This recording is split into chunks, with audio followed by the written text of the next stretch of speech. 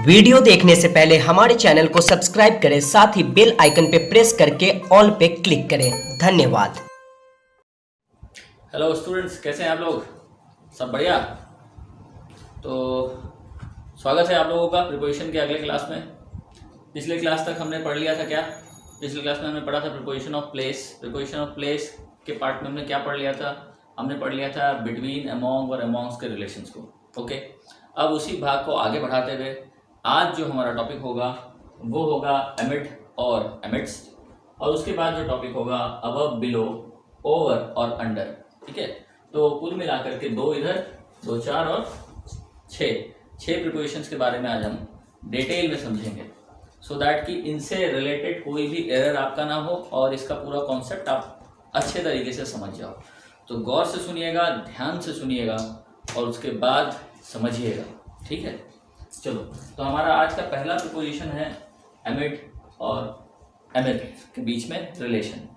देखो, दोनों का मीनिंग क्या होता है? दोनों का मीनिंग होता है के बीच में। जिस प्रकार से अमोंग और अमोंग्स का यूज हम पढ़े थे और उसका भी प्रयोग हमने के बीच के अर्थ में पढ़ा था, सिमिलरली एमिड और एमिड्स का भी यूज हम के बीच में ही अर्थ में करते हैं। ठीक है, इन दोनों में कोई खास फर्क नहीं है। इनका रिप्लेसमेंट हम अमोंग या अमोंग से भी कर सकते हैं। इसके बावजूद कुछ फर्क है एमिड और एमिड्स में और अमोंग और अमोंग्स में। चलिए उन चीज़ों को समझते हैं, सिमिलैरिटी और डिससिमिलैरिटी दोनों को समझते हैं। तो इन दोनों का मीनिंग मैंने समझा दिया। के बीच में होता है मतलब इन द मिड्स ऑफ या फिर in the middle of. Similar to the use of among या अमोंग्स, इसका प्रयोग जैसे अमोंग और अमोंग्स का कर रहे थे, सिमिलरली वैसे ही इसका भी प्रयोग करते हैं। कैसे? तो एग्जाम्पल से समझते हैं। तो my farmhouse is located amongst the trees, या फिर अमोंग्स की जगह आप एमिड या एमिड्स का यूज कर सकते हो। इसमें कहीं से कोई डाउट नहीं है, ये दोनों ही प्रयोग बिल्कुल सही है। अमोंग और अमोंग्स के साथ हमने पढ़ा था प्लस प्लूरल नाउन का प्रयोग करते हैं। तो यहाँ देखो द प्लस प्लूरल नाउन का प्रयोग करते थे, तो द प्लस प्लूरल नाउन का स्ट्रक्चर यहाँ यूज हुआ है, इसको कभी मत भूलिएगा। ठीक है, दूसरा एग्जाम्पल है ही वॉज सिटिंग एमिड्स या अमोंग्स्ट आवर फ्रेंड। जिस प्रकार से हम अमोंग्स का प्रयोग के बारे में बताए थे कि वॉवल साउंड के पहले हम अमोंग्स का प्रयोग करेंगे, सिमिलरली वॉवल साउंड के पहले हम एमिड्स का भी यूज कर सकते हैं, और ये एग्जाम्पल से यहाँ पर सिद्ध होता है। तो ये एकदम आप निश्चित तौर पर याद कर लीजिए कि एमिड और एमिड्स का मीनिंग के बीच में अर्थ में होता है। इंग्लिश में उसको इन द मिडल ऑफ बोल सकते हो। अमोंग और अमोंग्स की जगह इसका प्रयोग कर सकते हो, लेकिन फर्क क्या है कि अमोंग और अमोंग्स का प्रयोग ज़्यादा होता है और उसमें भी सबसे ज़्यादा प्रयोग हम अमोंग का करते हैं। बस इतना ही फर्क है। कई बहुत कम इसका प्रयोग करते हैं, लेकिन फिर भी जानकारी होना बहुत ज़रूरी है आप लोगों को। तो यहाँ तक क्लियर हो गया। अब देखो, एक बात नोट में मैंने यहाँ लिख दिया है कि एमिड and amidst can be use with uncountable noun. अब देखो ये डिफरेंस है, किस में डिफरेंस है? तो अमोंग और अमोंग्स और एमिड और एमिड्स के बीच का डिफरेंस है कि अमोंग और अमोंग्स का प्रयोग हम जनरली कहाँ कर रहे थे? द प्लस प्लूरल नाउन के साथ कर रहे थे, लेकिन अमोंग का प्रयोग हम किसी भी अनकाउंटेबल नाउन के साथ नहीं करेंगे। किसका प्रयोग करेंगे? अगर अनकाउंटेबल नाउन की चर्चा होगी तो हम एमिड या एमिड्स का प्रयोग करेंगे। इसको हम एग्जाम्पल के थ्रू समझते हैं।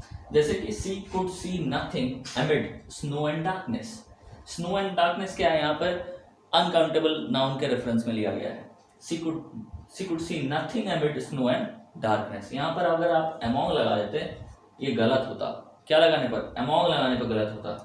You couldn't have used among over here. Among का प्रयोग बिल्कुल गलत होगा। ठीक है, A child's doll was found amid या amidst the wreckage of the helicopter. ठीक है, हेलीकॉप्टर के टूटे हुए मलबे के बीच में एक बच्चे का डॉल मिला था। ठीक है, तो wreckage मतलब टूटा हुआ मलबा, तो मलबे को गिन नहीं सकते, अनकाउंटेबल नाउन है ये, राइट। तो उसी तरह से यहाँ पर हमने एमिड और एमिड्स का प्रयोग किया। यहाँ पर अगर अमोंग या अमोंग्स लगाने का प्रयास करते सरासर गलत होता सेंटेंस। तो ये बहुत ही बेसिक फर्क है जो आपको समझना अति आवश्यक है कि अमोंग और अमोंग्स, ये तो प्रयोग पिछले क्लास में समझ लिए के बीच में के अर्थ में। ठीक है, एमिड और एमिड्स का भी प्रयोग सेम अर्थों में होता है, कर सकते हैं, लेकिन जैसे ही अनकाउंटेबल नाउन के रेफरेंस आएगा और उनके बीच में की बात की जाएगी तो आप अमोंग या अमोंग्स हटा करके क्या लगाओगे? एमिड या एमिड्स लगाओगे। यही बेसिक डिफरेंस है एमिड और एमिड्स के प्रयोग में और अमोंग और अमोंग्स के प्रयोग के बीच में। उम्मीद है ये कॉन्सेप्ट आपको पूरा समझ में आया होगा कि एमिड और एमिड्स का प्रयोग कहाँ करते हैं और अमोंग और अमोंग के साथ उसका क्या रिलेशन है, क्या सिमिलैरिटी है और क्या ये डिससिमिलैरिटी है। इसको आप नोट कर लीजिएगा दिमाग में भी और कॉपी में भी अपने, राइट। आगे बढ़ते हैं। हमारा नेक्स्ट है आज का अबव और बिलो, ठीक है, and then we will discuss about over and under. अब देखो अबव और ओवर जो है ये दोनों का जो हिंदी मीनिंग है, ये दोनों का हिंदी मीनिंग एक ही है। क्या है दोनों का हिंदी मीनिंग? दोनों का हिंदी मीनिंग है ऊपर। अबव मतलब भी ऊपर, ओवर मतलब भी ऊपर। तो फिर ये कन्फ्यूज़न बच्चों में ऐसा हो जाता है, या कई सारे लोगों में, बड़े लोगों में भी ऐसा हो जाता है कि हम कहाँ अबव का प्रयोग करें या कहाँ ओवर का प्रयोग करें। इसके बारे में बहुत कन्फ्यूज़न बना रहता है। आज इस कन्फ्यूज़न को हम दूर कर लेते हैं, और आज अगर दूर कर लिए तो हमेशा के लिए दूर हो जाएगा, निश्चित तौर पर दूर हो जाएगा। बस सारी बातों को सुनिएगा आराम से, ठीक है। अबव का प्रयोग हम तब करेंगे जब हमको लेवल बताना होगा, ठीक है। ऊपर के अर्थ में जब हम स्तर की बात करेंगे, लेवल मतलब एक तरह का आप स्टैंडर्ड ले सकते हो, ठीक है। जैसे कि पानी का एक लेवल होता है, आपका अपना जो परफॉर्मेंस होता है अपना एक उसका स्टैंडर्ड होता है कि ठीक है, सपोज करो कि आपको एग्जाम्स में 70% नंबर आ रहे थे, ये आपका अपना स्टैंडर्ड था। लेकिन इस बार आप 70% से कम नंबर लेके आ गए, तो आपका परफॉर्मेंस कैसा हो गया? तो बिलो योर परफॉर्मेंस हो गया ना, बिलो, अब you perform below what you use to perform, right. तो बिलो एवरेज आप इसको बोल सकते हो। यहाँ पे भी एक स्तर बता रहा है, ठीक। इसके अलावा मेजरमेंट, ठीक है, जब भी कभी हम माप करते हैं, खास करके टेम्परेचर का, ठीक है, जैसे कि the temperature right now is below 0 degree, ये नीचे के अर्थ में हो गया। और इसका अपोजिट आप कर सकते हो, the temperature right now is above 0 degree, ठीक है। तो ये टेम्परेचर के अर्थ में भी ऊपर के अर्थ में आ रहा है, तो एक स्तर बता रहा है, एक लेवल बता रहा है, किसका? तो टेम्परेचर का एक लेवल बता रहा है। तो यहाँ पर भी हम अबव का प्रयोग करेंगे। तो ऐसे हम अबव का प्रयोग को समझते हैं कि लेवल बताने के लिए अगर हमको ऊपर के अर्थ में प्रयोग करना हो तो अबव का करेंगे, उसी लेवल बताने के लिए अगर हमको नीचे के अर्थ का नीचे के अर्थ में प्रयोग करना हो तो हम बिलो का प्रयोग करेंगे। जैसे बाढ़ के समय में अक्सर आपको याद होगा अगर, कि अक्सर अखबारों में ये न्यूज़ आते रहता है कि नदियाँ अपने खतरे के निशान से ऊपर बह रही है, नदियाँ अपने खतरे के निशान से ऊपर बह रही है, अक्सर ये न्यूज़ में बना रहता है। तो नदियाँ अपने खतरे के निशान से मतलब नदी के बहने का अपना एक लेवल है जहाँ एवरेज तौर पर वो बहते रहती है, लेकिन जब बाढ़ आता है, जब पानी बढ़ता है, तो उसका जो अपना जो स्तर होता है वो बढ़ जाता है, ऊंचा हो जाता है, हाइट हो जाता है। तो चूंकि उसका लेवल बढ़ा है, तो इसलिए यहाँ पर ओवर का प्रयोग ना करके किसका प्रयोग करेंगे? हम अबव का प्रयोग करेंगे। एकदम कॉन्सेप्ट क्लियर कर लो। जब भी कभी हम लेवल की चर्चा करेंगे तो हम अबव का चर्चा करेंगे या बिलो का चर्चा करेंगे। अबव का चर्चा ऊपर के अर्थ में, बिलो का चर्चा नीचे के अर्थ में। कुछ एग्जाम्पल जो मैंने यहाँ लिखे हैं उसको हम समझते हैं। जैसे कि Mount Everest is 8,848 metres above sea level. Sea का अपना एक लेवल होता है, एक स्तर होता है, उसके ऊपर कुछ भी होता है। किसी भी लैंडमार्क को हम लोकेट करते हैं तो सी लेवल से मापते हैं, या तो अबव सी लेवल कुछ होगा या तो बिलो सी लेवल होगा। ज्योग्राफी में हम लोग सभी को जानते हैं, बहुत सारे फैक्टर्स इस पर डिपेंड करते हैं, ज्योग्राफिकल फैक्टर्स, कि समंदर तल से वो कोई भी एरिया जो वो कितना ऊपर है, ठीक है। तो उसी तरह से माउंट एवरेस्ट की जो ऊंचाई है वो समुद्र तल से कितनी है। धरती पर मौजूद किसी भी चीज़ का जो एल्टीट्यूड होता है वो हम समुद्र तल से मापते हैं। तो उसी तरह से माउंट एवरेस्ट की जो ऊंचाई है वो 8,848 मीटर अबव क्या है? सी लेवल है। ओवर सी लेवल नहीं बोलोगे क्योंकि सी का अपना एक लेवल है। His income is above 10,000 per month. 10,000 एक मार्क है, ठीक है, एक स्टैंडर्ड है, उसके ऊपर उसका इनकम है।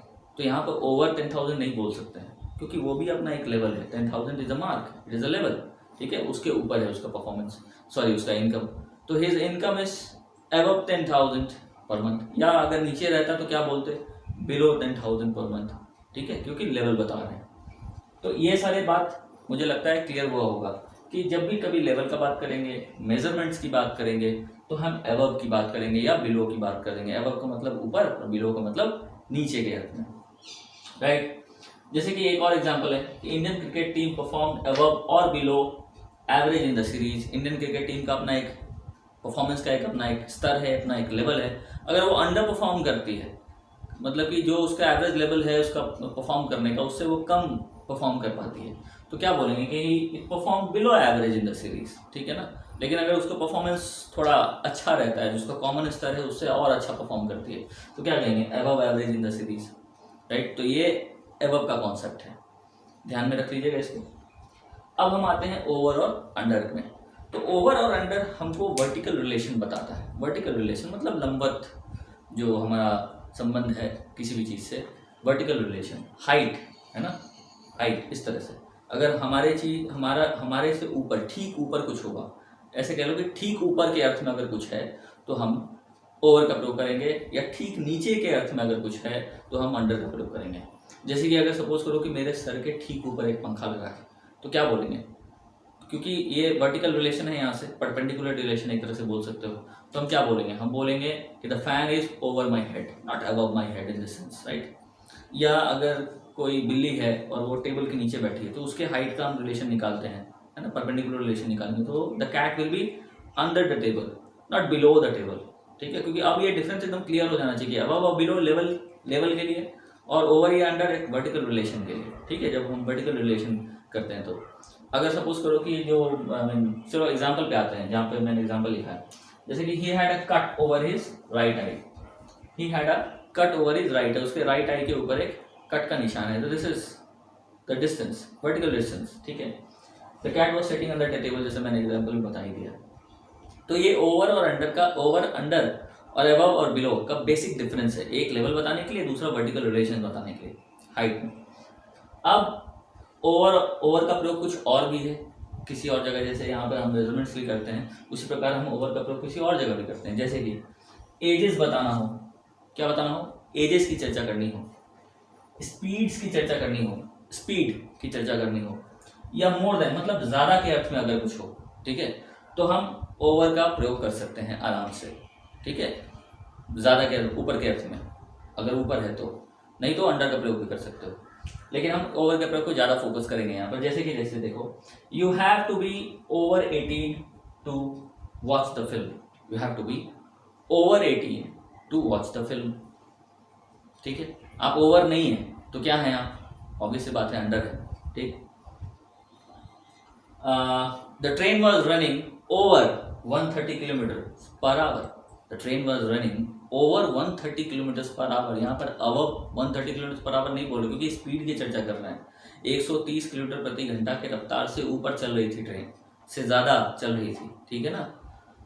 There were over 1000 people in the auditorium, ठीक है, लगभग 1000 से ज़्यादा लोग थे वहाँ पर, ओवर 1000 पीपल, अबव 1000 पीपल नहीं बताएंगे। तो इस कॉन्सेप्ट को भी एकदम आप नोट कर लेंगे कि ओवर का प्रयोग हम एज बताने के लिए, स्पीड्स की जब चर्चा होती है तब, या मोर देन की चर्चा होती है तब, इन तीनों ही केस में हम ओवर का प्रयोग करते हैं निश्चित तौर पर, कहीं से कोई डाउट इसमें नहीं है। तो इस प्रकार हम अबव, बिलो, ओवर और अंडर का प्रयोग समझें। ओवर के बारे में एक और बात मैं आपको कहना चाहूँगा, ठीक है,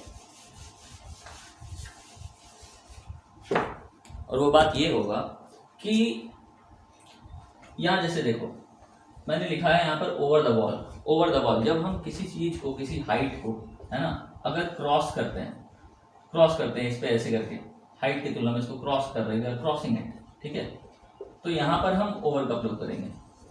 ही climbed over the wall, not above the wall, he climbed over the wall, क्योंकि दीवार को छलांग लगा लिया, वो पार कर गया, ओवर करेंगे। दूसरा जो मैं आपसे कहना चाहूँगा वो ये, अगर किसी सेंटेंस में कवरिंग का अर्थ है, किसका अर्थ है, हम लोग कवरिंग की बात कर रहे हैं, जब भी कभी कवरिंग का सेंस आएगा तो हम उस समय ओवर का प्रयोग करेंगे, अबव का प्रयोग नहीं करेंगे। कवरिंग इन द सेंस कैसे, जैसे कि मैं आपसे कहना चाहता हूँ कि कोई क्लाउड है, बादल है, ठीक है, और किसी शहर के ऊपर है बादल, तो वो भी ओवर ही है, मतलब कि ऊपर ही है, लेकिन बादल क्या करता है, वो ढकता है चीज़ों को। तो अगर ऐसे मुझे कहना हो कि the cloud is over Muzaffarpur, वहाँ पर हम अबव मुजफ्फरपुर नहीं बोलेंगे, क्यों, क्योंकि बादल किसी चीज़ को क्या करता है, कवर करता है, ठीक है। अगर सपोज करो कि मैं कोट पहन रहा हूँ, ठीक है, कोट, तो I am putting a coat over my shirt, ठीक है, I am putting a coat over my shirt, यहाँ पर अबव नहीं लगा सकते। और एग्जाम्पल समझ सकते हो, जैसे कि ब्लैंकेट, जब आप कोई ब्लैंकेट ओढ़ते हो, ठीक है, तो ब्लैंकेट भी आपके ऊपर ही होता है, लेकिन क्या करता है, आपको कवर कर लेता है। तो there is a blanket over me, not above me. तो कवर के अर्थ में भी जब कोई संदर्भ हम कवर के संदर्भ में हो, कोई ऊपर हो और वो चीज़ किसी चीज़ को ढक रहा हो, तो वहाँ पर भी आप ओवर का ही कॉन्सेप्ट का यूज़ करेंगे, ओवर प्रिपोजिशन का यूज़ करेंगे, अबव प्रिपोजिशन का यूज़ वहाँ पर आप नहीं करेंगे। एक और एग्जाम्पल, जैसे कि the plane is flying over Muzaffarpur, ठीक है, the plane is flying over Muzaffarpur, यहाँ पे ओवर क्यों लगा रहे हैं, क्योंकि प्लेन क्रॉस कर रहा है मुजफ्फरपुर को, ठीक है, ऊपर ऊपर क्रॉस कर रहा है। तो क्रॉस करने के अर्थ में तो you can use over there what you will have to use over in that sense, not above in that sense, ठीक है। तो ये ओवर का प्रयोग, अबव का प्रयोग, बिलो और अंडर का प्रयोग का सारा कॉन्सेप्ट मैंने बताया आप लोगों को, ठीक है। और इससे ज़्यादा कॉन्सेप्ट्स नहीं है इसमें, ठीक। अगर ये सारे कॉन्सेप्ट्स को आप पूरी तरीके से समझ लेते हैं वीडियो को बार बार देख करके, तो फिर इससे ज़्यादा कॉन्सेप्ट आपको नहीं मिलने वाला है, ठीक है। और यही मतलब कि सबसे उत्तम एग्जाम्पल्स है ओवर और अबव के बीच के डिफरेंसेस के।